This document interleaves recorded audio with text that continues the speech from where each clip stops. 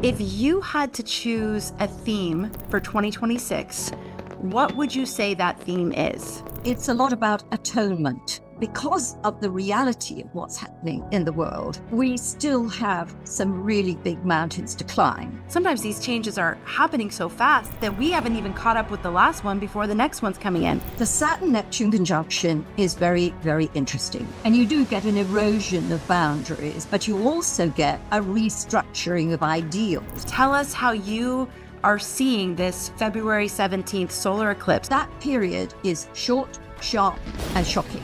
I think it's an opportunity really to break down fear. A lot of these things are kind of out of our control. The only things we can hope to control are things about ourselves. One of the things we are here to learn is how to get beyond fear. And we didn't come here to be paralyzed and stuck in small. So if you're anything like me, you are wondering about the year ahead. It's always around this time of year that I start going, I wonder what the astrological energies are next year.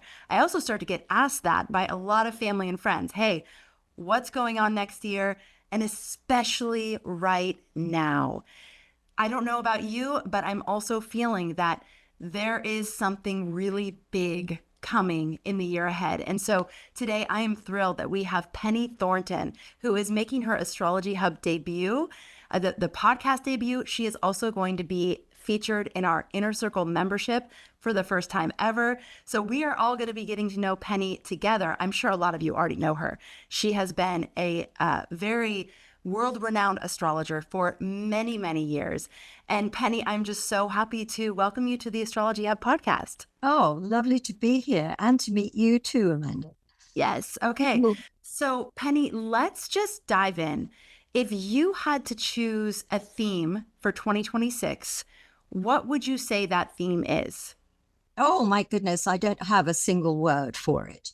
Okay. But I know one of the words that came up as I was looking at the configurations and figuring things out, that it's a lot about atonement.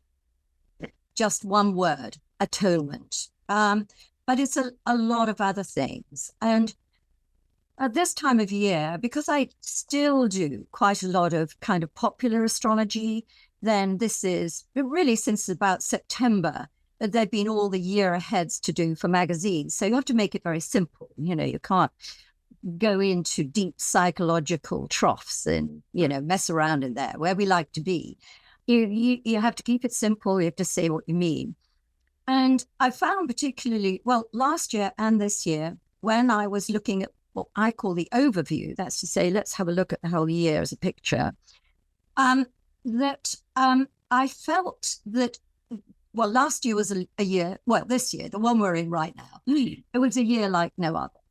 And I would say that next year, if we thought this one was a year like no other, then next year surpasses that one. Yeah. So, but I also think, apart from the fact everything is moving so fast, world situations are moving very fast. I mean, just recently, after really 2 years of war in Gaza, really, that just sort of stopped. I mean, has it really stopped? We don't know. But officially, there was all that razzmatazz about it's over, we've signed this agreement, it's all done. And that all seemed to come out of nowhere in half a day. So a lot of things that's very illustrative of the things that happen very quickly. And before you can catch your breath to ask what it all means, you moved on to the next thing. I think we're finding that in our individual lives exactly the same. We don't have the time to react to some of the things happening in our lives because the next wave of something has already come in. So we're already going forward.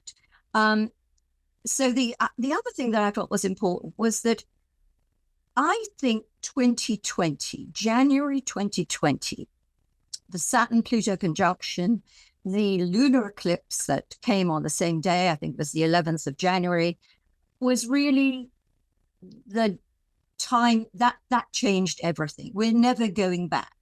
From that January onwards, the world is changing, evolving, and we're never going back. Those were the old days. And I thought of that in reference to the year coming up, because we had the Jupiter-Pluto conjunction in the November of 2020. And this year, in the middle of July, I think it's the 20th of July, we've got the Jupiter-Pluto opposition. So we've got these two planets that began their cycle in 2020. They're now halfway through. And that is a big theme for the year, because Jupiter and Pluto together, very, very interesting, very, very powerful combination.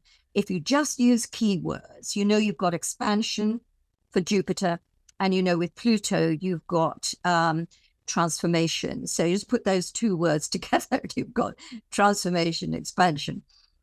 So I think it was an astrologer, I'm sure and he died about 2011, I think he died, Alan White. He talked about the Jupiter-Pluto conjunction and said it makes big things smaller and small things bigger.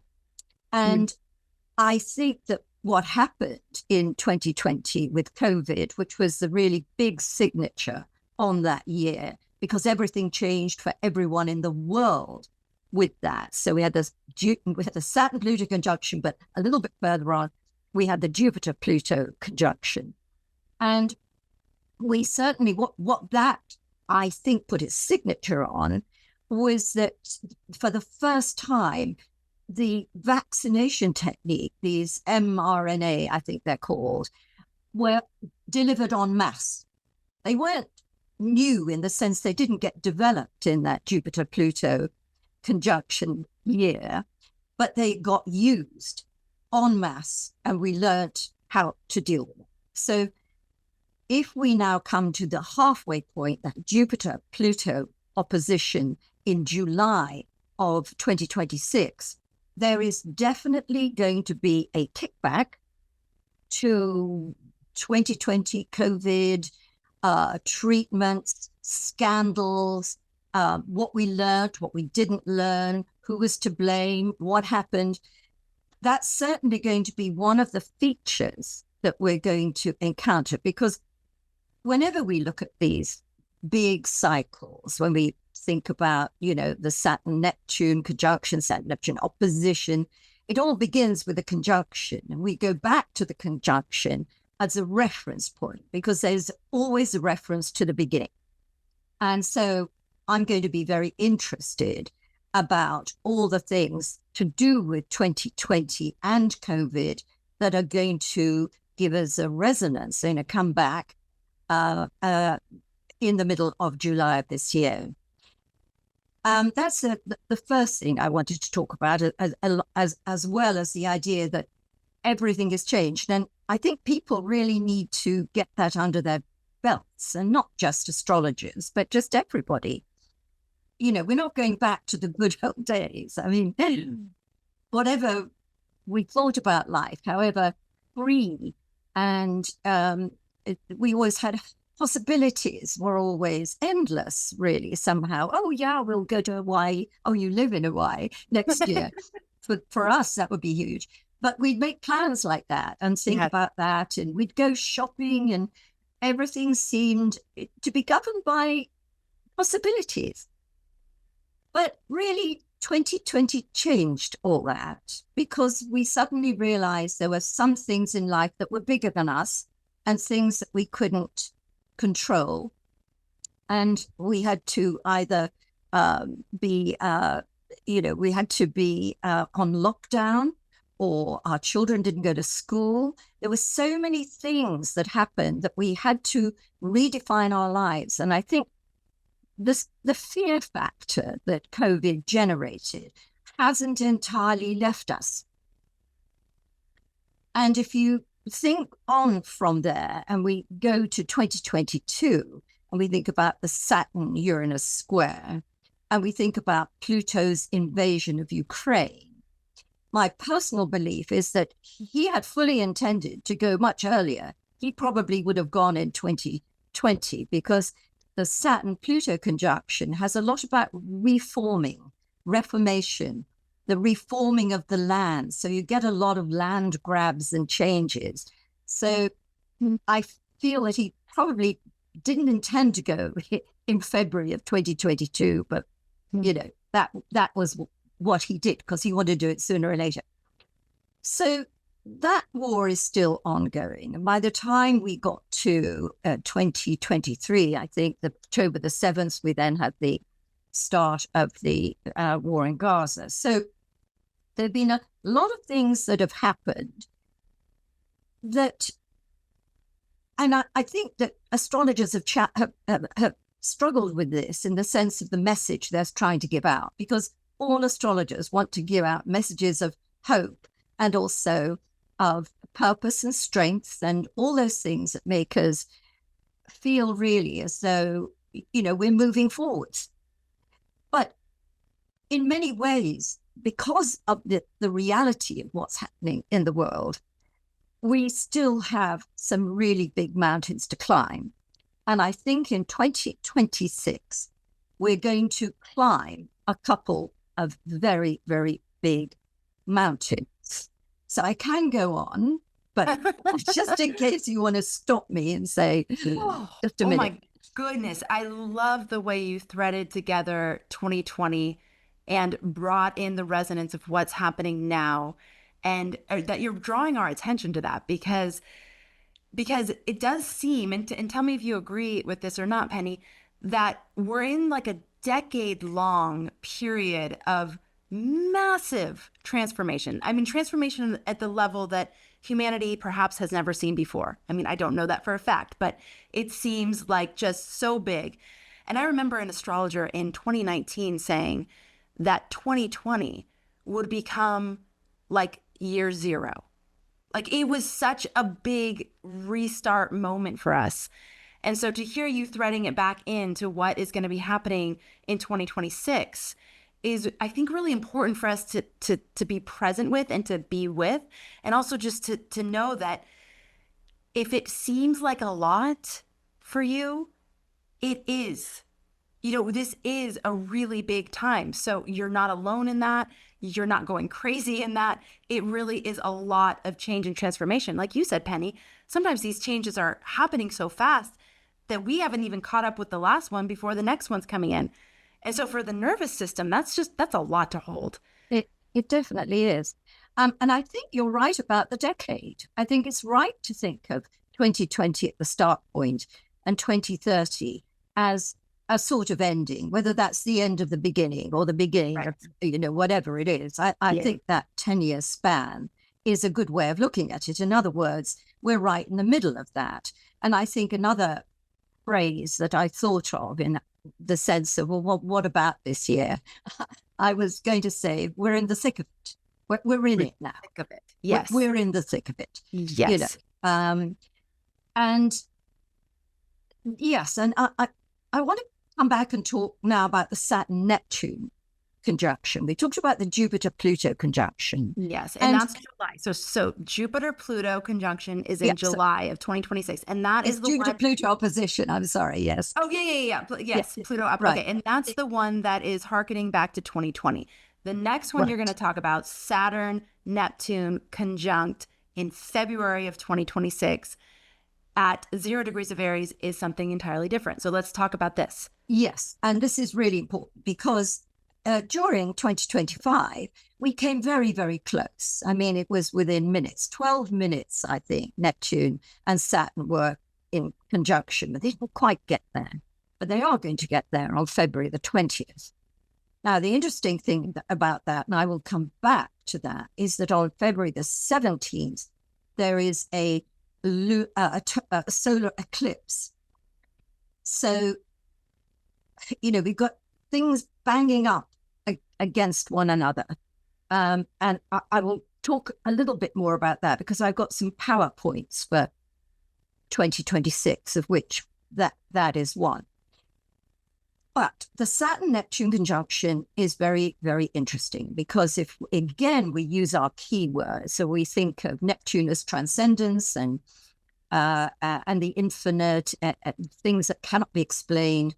And then we've got Saturn, which is the absolute reverse of that. We've got limits, we've got structure, we've got boundaries. So you put these two planets together and you do get an erosion of boundaries, but you also get a restructuring of ideals and of things that are difficult to conceptualize actually coming into a form. And I think this has been behind some of the extraordinary developments that the speed with which AI has come on board, I think is very illustrative and responsive to this Saturn-Neptune conjunction. Mm-hmm. And even if you are concerned about AI and you think this is really going to be a bad thing, you know, eventually computers will take over the world and we'll be gone. Well, maybe that will happen. But it's also doing a huge amount of good as well. And life is changing. We can't put that genie back in the bottle. That's what's happened. So AI is a very clear representation of that Saturn-Neptune conjunction. But also with Saturn-Neptune conjunctions, and this is given to us historically by just going back through history, we can see that it coincides with the end of regimes. You know, I looked, I think I did a talk on this earlier in the year and looked at the papacy and the end of the, you know, so that was a regime, the papacy back in whenever it was, 1500, no, 30, I can't even remember what it was, but it was a Saturn-Neptune conjunction. And if we come a little bit nearer to our present time, the last Saturn-Neptune conjunction was in 1989. And I don't know how old you were at that time, and maybe not old enough to appreciate it, but I certainly was. Mm-hmm. And I remember living through that period and thinking the world had changed and there was so much hope in the world on that Saturn-Neptune conjunction. Mm-hmm. The Berlin Wall came down. All these people living in East Berlin came across to West Berlin. It was a time when it seemed as though all boundaries, good old Saturn word, had been dissolved. And so it was a time when we thought anything was possible. And within about 2 years, the entire Soviet Union had collapsed.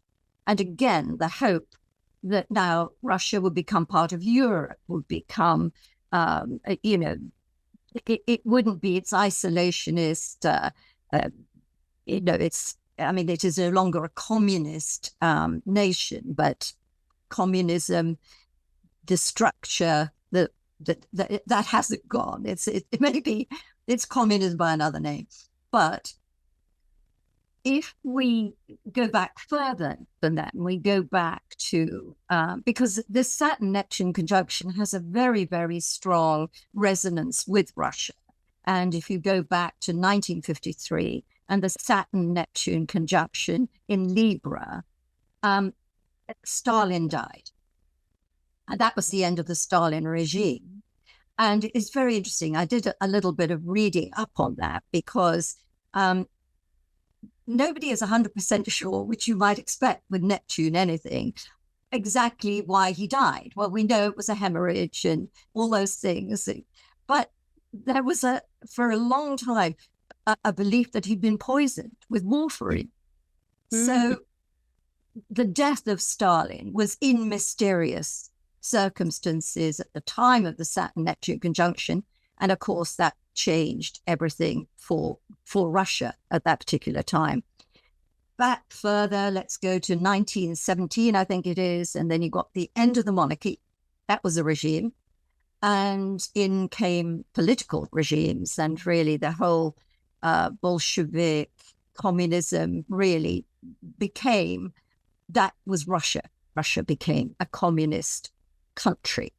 So there is very clear evidence in that Saturn-Neptune cycle that something enormous happens in Russia on the Saturn-Neptune conjunction, which is why really, even during this year, I've sort of thought, well, the Putin regime is at an end. Mm-hmm. And I'm fully expecting the Putin regime to collapse. When will it collapse? Well, will it collapse around the time of the Saturn-Neptune conjunction in February? Maybe. Or will it wait until August and the solar eclipse at 20 degrees of Leo? It might well wait until then, because Putin's midheaven is 20 degrees of Leo Aquarius. So that solar eclipse is right on his midheaven. And and Russia's Pluto is 21 of Scorpio, so it's squaring Russia's Pluto. So there's a lot of things happening at that period of time. And so I think it's Putin's demise that will bring regime change, whether he dies of natural circumstances or whether someone pushes him out of a window. One way or the other, when Putin goes and regime change comes in, then the war in Ukraine will effectively end if it hasn't ended before that. So I think that 2026 is going to be a hugely, hugely important year for Russia. And because of Russia's actions in terms of Ukraine and the rest of the world, this is going to be an important point for the world, actually, and for, well, I don't know. I mean, we haven't got there yet, so we don't know what will replace that regime. We have no idea, but it will be change. There will be change. And if we just leave it like that, and we give ourselves a wide berth as to some point in 2026, whether it is around that February period or whether we're waiting a little bit later in the year to August, I mean, something is changing in Russia. It will be fascinating to revisit this with you because you're going to be our inner circle teacher in August. So around this time that you're talking about these big changes happening, you're going to be guiding and leading our community, which is going to be amazing. Okay. Can we talk about something real quick? Because I don't know why, but and I'm sure I've heard this before, but this solar eclipse on February 17th, the way you said it hit me differently this time because you also talked about the eclipse that happened on January 11th of 2020 and how that might have amplified that particular transit that we had in 2020. So tell us how you are seeing this February 17th solar eclipse that precedes by just a few days the Saturn Neptune conjunction in Aries. How's that going to impact it, do you think? There are a whole string of things that are important in February. In fact, really starting from the 20th of January, when I looked at my power periods of 2026, then the 20th to the 27th of January, the 16th of February to the 3rd of March, in the earlier part of the year, that was my time period. When we look at that around the 20th of January, the sun enters Aquarius, and by the 23rd, it will conjoin Pluto. But Mars is in Aquarius, Venus is in Aquarius, Mercury is in Aquarius. So we've got all the personal planets connecting to Pluto. And we also have Mercury stationary retrograde. And I'm trying to think whether I put that note. Oh, that's March. It's not the January period. So we slip into February the 1st with a full moon. So the Mars-Pluto conjunction comes just before the full moon of February the 1st. The very next day, Uranus turns stationary direct. So we've got a whole lot of activity.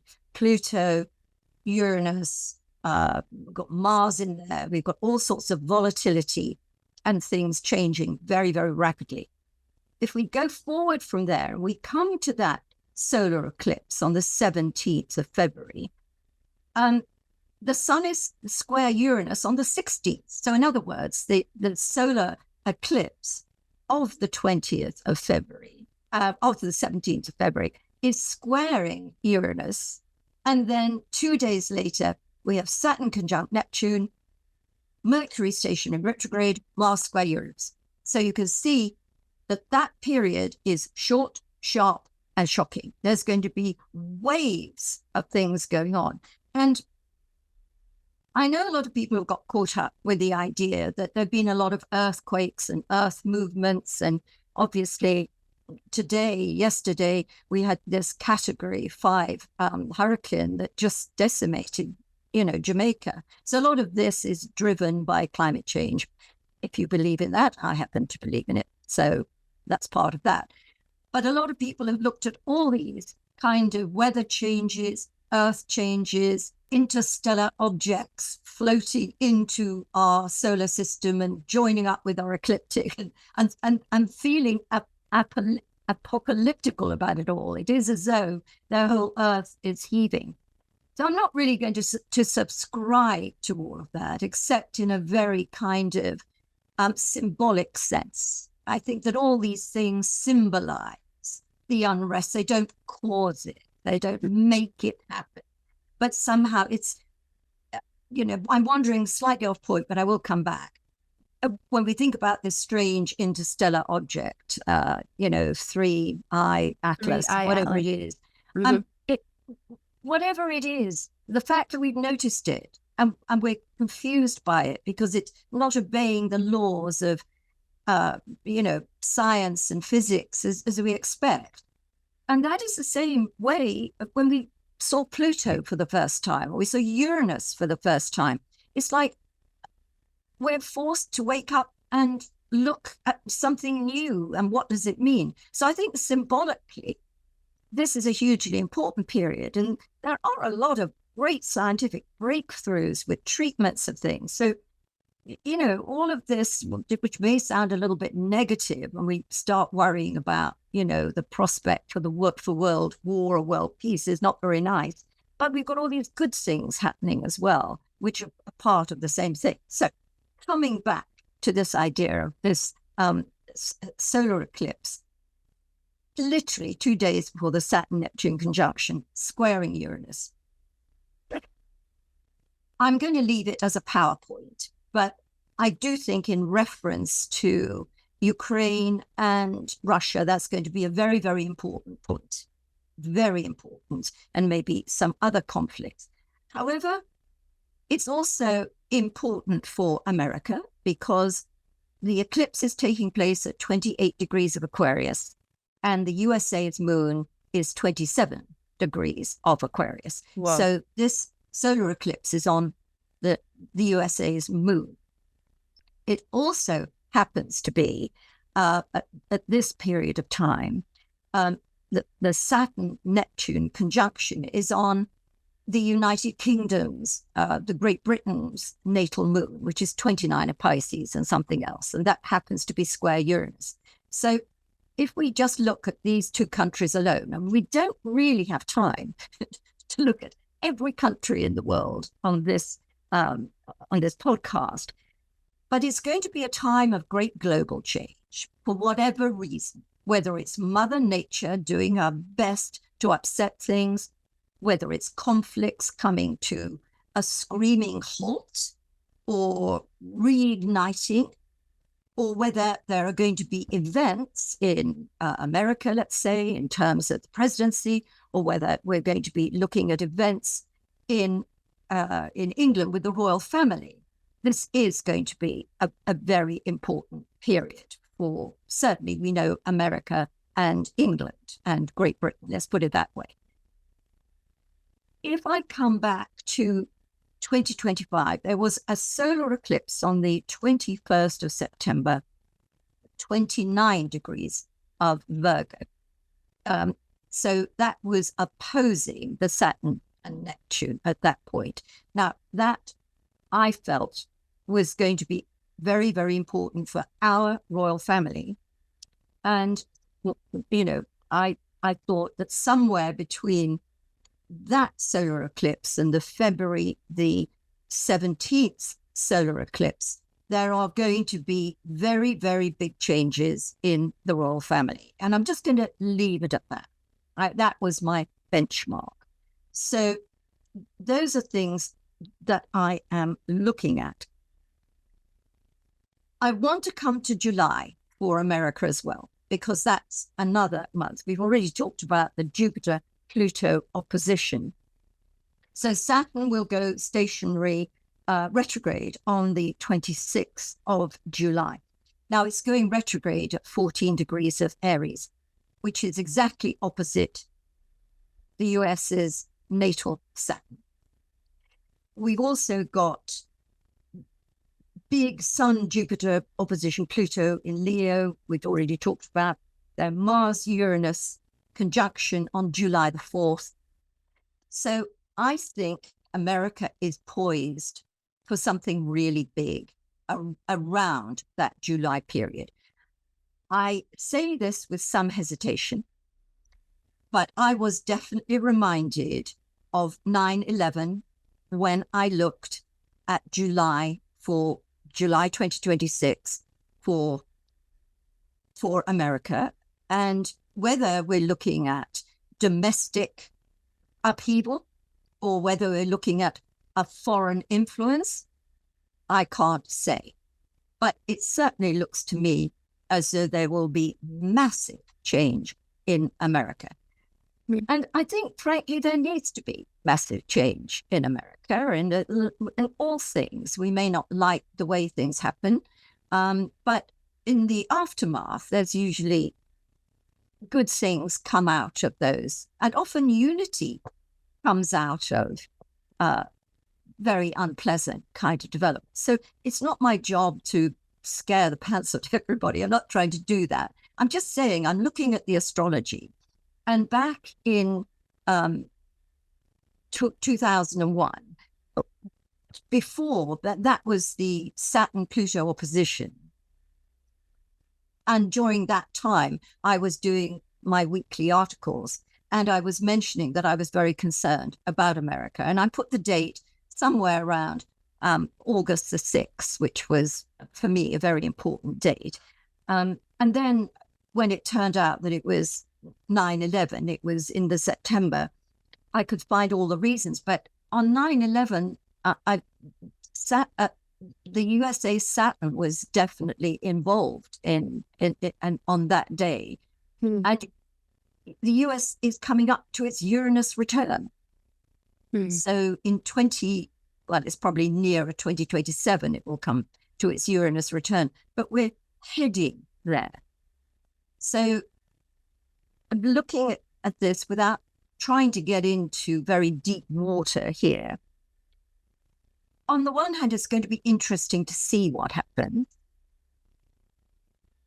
And on the other hand, it's always good to test out the astrology, whether it is with the end of the regime in Russia, or whether it is with severe destabilization in America. Let's test out our astrology and see, how much guidance it can give us. And astrology is all about guidance. It's not really about prediction and fear and all of that.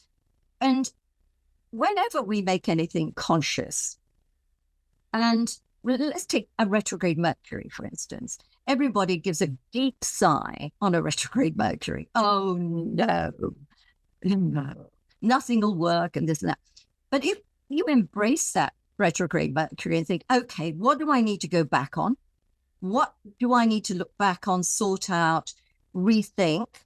Who haven't I seen for ages? Where do I need to go back? If you go flow with Mercury retrograde, you're going to get something out of that particular retrograde passage. And if you keep your awareness up that says, I can't afford to do anything at the last minute, I got to keep checking that my messages have got there, then you're going to roll with Mercury retrograde, as opposed to feeling thwarted every time you step out the door and there's a traffic jam, if you know what I mean.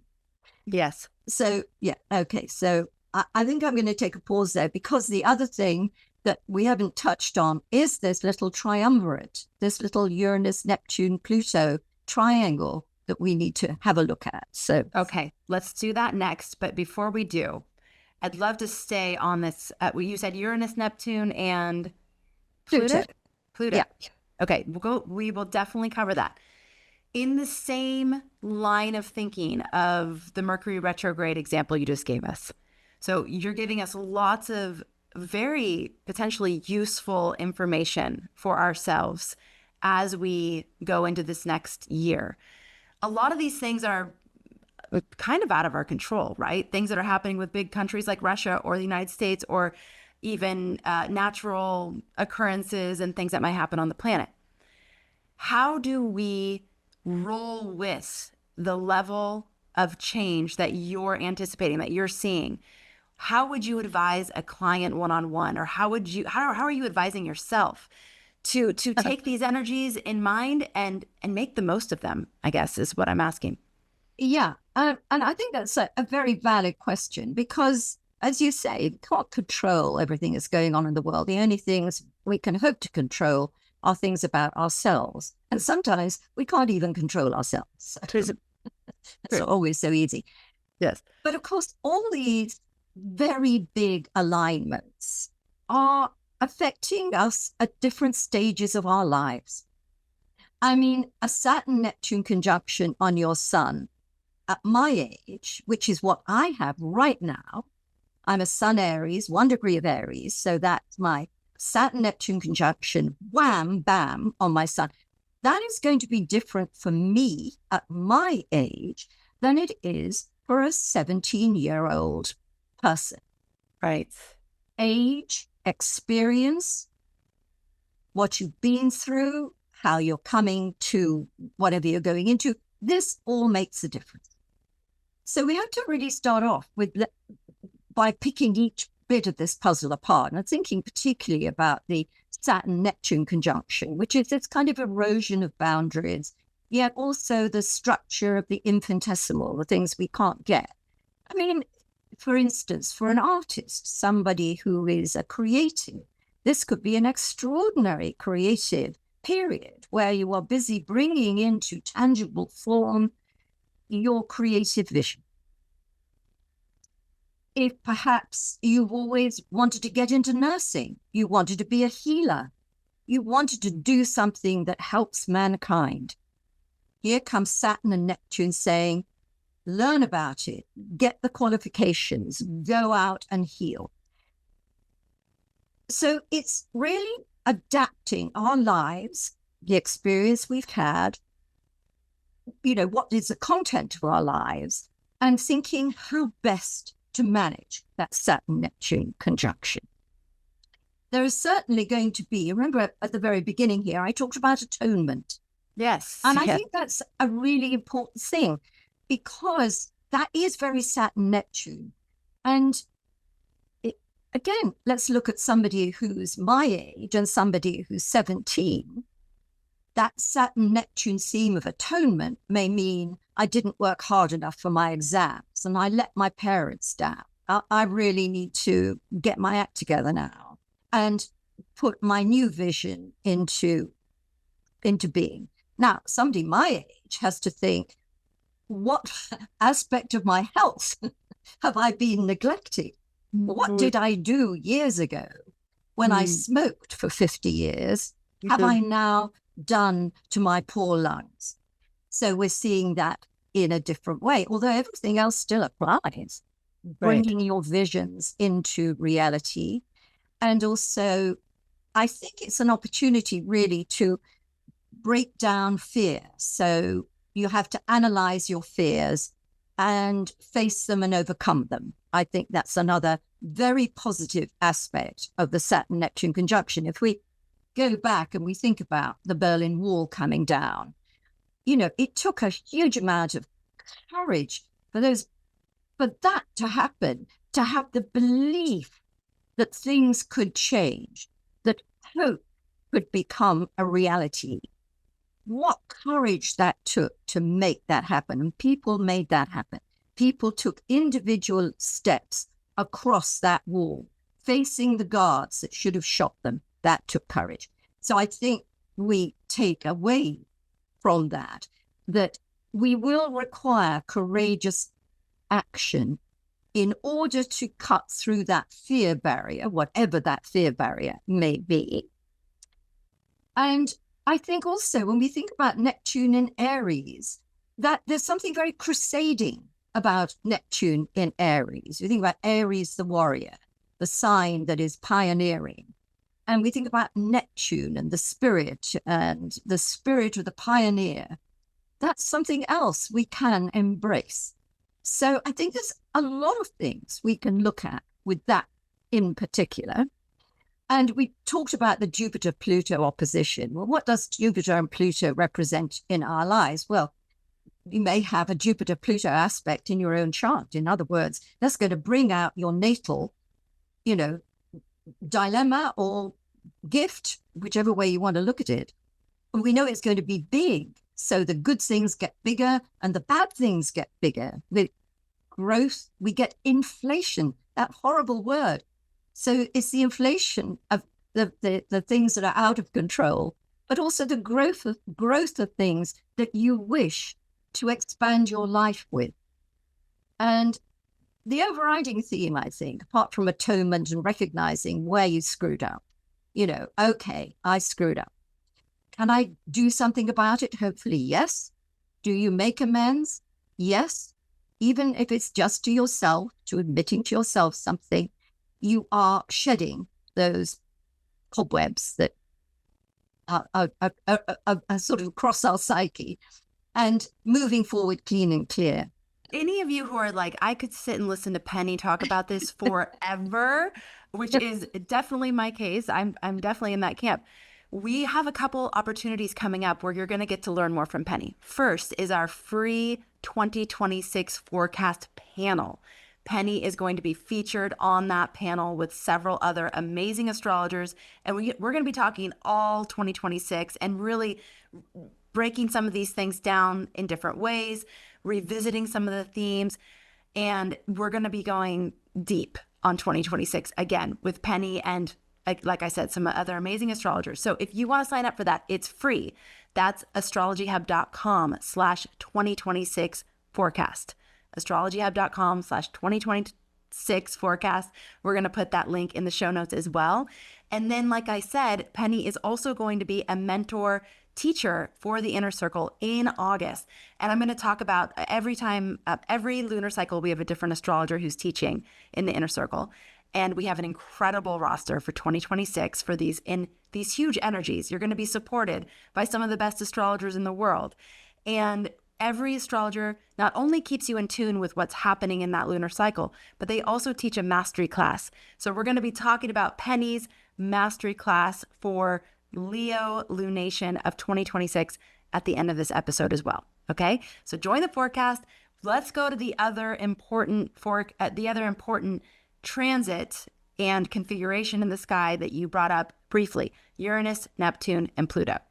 Yes, Uranus, Neptune, and Pluto are in this little triumvirate. So we've got Neptune sextile Uranus, Neptune sextile Pluto. So this is like a little mini grand trine. And what's significant about that, I'll come to shortly. But of course, as the personal planets move around the zodiac in the chart, you keep getting these other configurations, these kites and everything, which is what's been happening throughout 2025, which is another reason why it's been such a huge year. And, a lot of people get stuck on, oh, well, what does a kite mean? What does a cradle mean? What does this mean? The important thing to remember is that the planets contained in an alignment are all resonating at the same pitch. They're all picking each other up. So what you've got is an intense porosity of, I don't want to use the word energy. It's not something I like using, but it's like pressing the pointer so that big events cluster around the time when you get these configurations. When you look at a kite, which is combined, it's about trines, it's about sextiles, kind of nice little configuration. What is it that holds that configuration together? Well, it's the opposition between what's ever at the tip of the kite and what's at the bottom. So in other words, it's the tension in the opposition that creates the kite. You need tension and you need flow. Let's put it that way. It's a combination.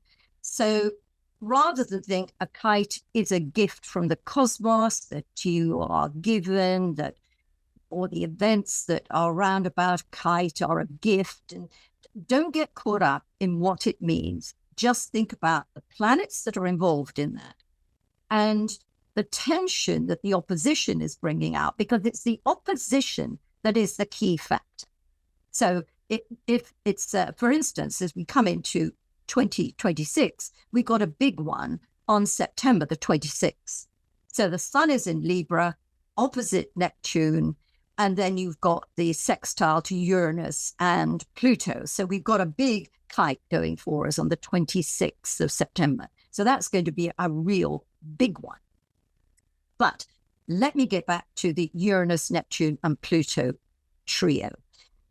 Now, to get Uranus in Gemini, Pluto in Aquarius, and Neptune in Aries, which is what we are looking at in 2026 and have had in 2025, you have to go back thousands of years just to get that combination. So we're not going to really bother ourselves with that.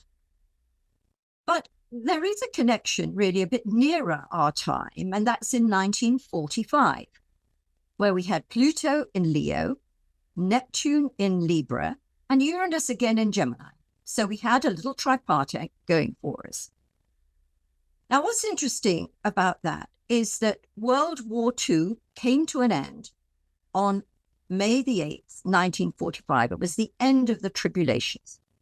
And that particular little triumvirate was hovering over the end, which is why I've been so enthusiastic about regime change in Russia and the end of the war in Ukraine. What I also want to say about this, and it caught my attention, that Uranus, Neptune, and Pluto, as the three outer planets, have all been discovered since 1781. 1781, 1846 Neptune, 1930 Pluto. And each of these planets, and their name obviously was given by astronomers. They weren't astrologers, saying, oh, let's call it Pluto because we need something about transformation. It was like that.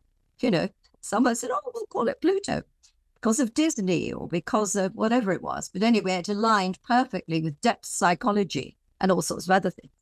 But Uranus, Neptune, and Pluto have all given their names to components of nuclear power. So we've got Neptunium, we've got uranium, and we've got plutonium. And I think that's interesting because 1945, not that the way the war ended completely was with the dropping of the atomic bomb on Hiroshima. And we have these three planets aligned. So I am not saying that because we've got Uranus, Neptune, and Pluto aligned again, that somebody is going to drop an atomic bomb on somewhere.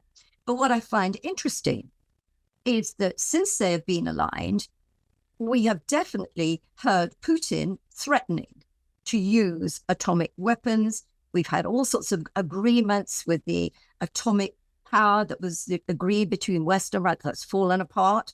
So there's a lot related to that within this little tripartite. And I'm just going to throw that in there. I think as a principle, again, if we think about the boundaries that have been crossed with the discovery of Uranus and Neptune and Pluto, we think particularly of Neptune, which came about at the time of really romanticism and all sorts of other very interesting kind of spiritualism was also part of that, the realization that Neptune, what were the incidents, the events, the times, what did they show us? And with Pluto, of course, we got depth psychology. So the fact that we've seen and discovered a new planet in much the same way that we're suddenly looking at 3i Atlas and saying, what's that? It does represent an opportunity for humanity to expand its awareness in the sense of, oh, we got to look at something else now. We got to go forward with this. And what is it teaching us? And that's not too far removed from the idea of an expansion of consciousness. Awareness is consciousness. And what allows you to be consciously aware is the fact you're a conscious, intelligent human being. So this gives rise to many opinions of this big change in consciousness. But somehow it also gives the impression that it's happening to us. Something is wafting down to us and we breathe it in, or we are aware of it and we are becoming expanded human beings. And I don't really see it like that. I do see these as markers on humanity's board of life saying, you're about to make a huge leap. And all these things that are happening in your world are part of the reason you're going to be making this leap. And, although I got a list of things to sort of talk about next year, I could go on for 10 hours. Do you know what? I think I'd quite like to end with that positive thought.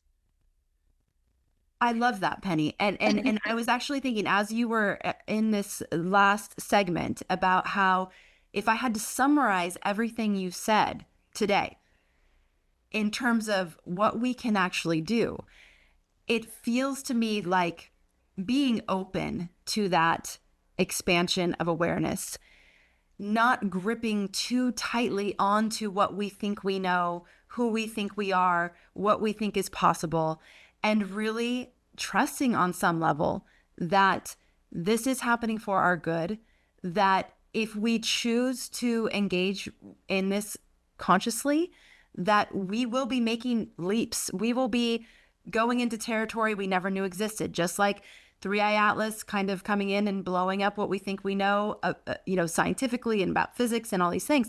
There are similar opportunities within our own current awareness to have that level of expansion. And, oh, wow, I didn't even know that was possible. I didn't even know that existed, whatever that is.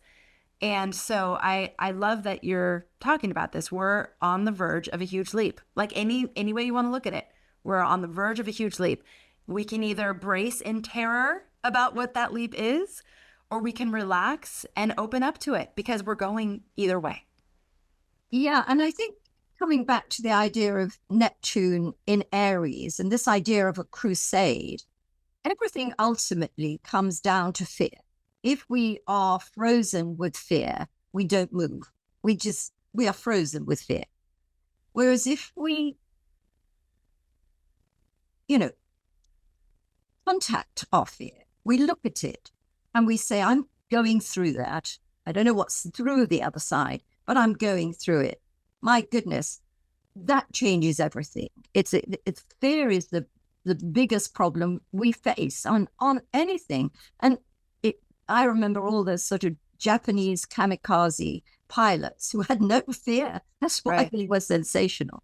Right. Or in certain spiritual practices, that knowing the hour of your death and the nature of your death, once you know that that's when it is, you're going to have no fear at all about confronting, doing things you've never done before, dealing with stuff, because it's not your time. Mm. So that these illustrate really the power fear has over us to make things worse, to prevent us from living a full life, from being our full selves. It comes down to fear and overcoming fear. Penny, in 2020, that was my experience. I was in one of those moments where I was communing with Saturn. I was actually like, Saturn, what's going on? Like, I need to understand this on a deeper level. And what I received is Saturn saying very clearly, you are learning about fear, but not to be stuck there, really to understand how it works, how it paralyzes, how it separates, how it infiltrates every aspect of reality. And again, not to stay stuck, but to learn how to transcend this. And so I'm getting from you right now that this theme is coming back, and it is. I'm listening to this amazing book called Beyond Death and Life by Dolores Cannon, who was a past life regression therapist. And so she talked to many people that were in between lives in her hypnosis and in her therapy sessions. And one of the things that they said is that there is no fear in the spirit realm. You actually have to have a body in order to experience fear. But that one of the things we are here to learn is how to get beyond fear, to realize that it is an illusion. And like you said, it can paralyze us and keep us stuck and small and all these things. And we didn't come here to be paralyzed and stuck and small. So it's not always, oh my gosh, it can be the most uncomfortable and the most terrifying. But wow, if we could really move beyond that, how differently would we live here? Absolutely. And I think these very difficult times we're living in, they're challenging times, whether they're personal things or collectively or wherever we see. we really do have to drop that fear about what if, and, go with it, do what we can, learn about it, get to know more about it, because information dissolves fear, as well as taking steps that prove to ourselves we don't have to fear that. I think I don't want to get too philosophical or spiritual about the idea that somehow all of this mess humanity seems to be facing is purposeful, in the sense that we need to go beyond the fear of it all. But it could be. I'm not throwing it out of the, the possibility basket. Yes. Okay. Amazing. All right. So can we talk about, for our inner circle members, can we talk about the class you're going to teach on the houses? So this is going to be your mastery class teaching in August. Tell us why you're choosing to teach on the houses and how you're going to go about doing that. Yes. I think the houses have always fascinated me. I mean, it's the areas of life, the spheres of being. They represent so many things. And, working with astrology every day, which is what I do, and what I have done for decades. Not going to tell you how many decades, but decades. And even when I was working with a national newspaper in England and doing astrology every day, right, that taught me to keep watching, what was going on. So every day doing astrology, seeing clients, observing the world, you come to a point where you think, well, this doesn't really say anything to me anymore. This doesn't really work. And so, you look at the sixth house and you think, well, why is this work and well-being? What is this area of the horoscope? Oh, I've got 3 planets in the sixth house. What a pity. Why aren't they in the 5th? Why aren't they creative and wonderful and magical? Why aren't they in the 7th, where I'm having wonderful relationships or whatever? But they're in the dreary sixth house. What am I going to do with these planets? But once I started to work with the sixth house, and I thought, well, you're understanding that sixth house. Your understanding is going to expand by looking at what the 12th house is, the opposite number. Because what is the 12th house? It's our escape hatch. It's where we escape to, where we go beyond. This is where transcendence happens. This is our spiritual journey, where it is. Why is it attached to the sixth house? Because we do the work of spirit in the sixth house. We do the work. We do our savor. And, well, it goes on from there. I'm not going to give all of it away. But over a period of time, I started to look at many of the houses in a very different way. It's easier to understand than others, a bit basic. But you get to the 8th house, 12th house, the 6th house, the 4th house. They're really complicated. And we really need to sort of look at them in a way that we see them in a different way. And, then the astrology comes to life, and the planets we may have in them, or the planets ruling that area, if we haven't got planets in them, suddenly start to make a lot more sense in our lives. Oh, gosh, so good. Okay, so you all have that to look forward to. If you're not yet an Inner Circle member, you can find the link to join us. It is the largest and longest standing astrological community and membership in the world. And it's where you get to learn from amazing mentors every single month. You get to learn about the energies of the month.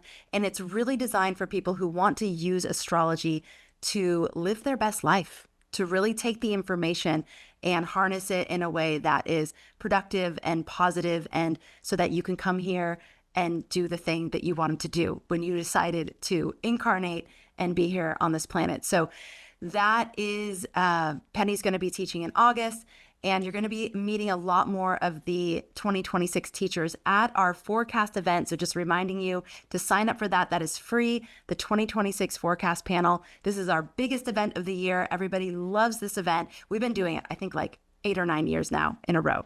So the forecast panel is a really tremendous way to learn about the energies of the year ahead. That is astrologyhub.com/2026 forecast. Penny, you're amazing. This has been such a treat, such a pleasure. I cannot wait for more, Penny Thornton. in 2026. Thank you for coming and for sharing so much wisdom. I mean, that was amazing. It's obvious that you have been practicing astrology for decades. We don't have to put a number on it, but it's obvious that this is not your first go round and you just have this information in you in such a beautiful embodied way. So thank you for sharing that with us, Penny. And thanks all of you for being here. Thank you for making astrology a part of your life. We'll catch you on the next episode.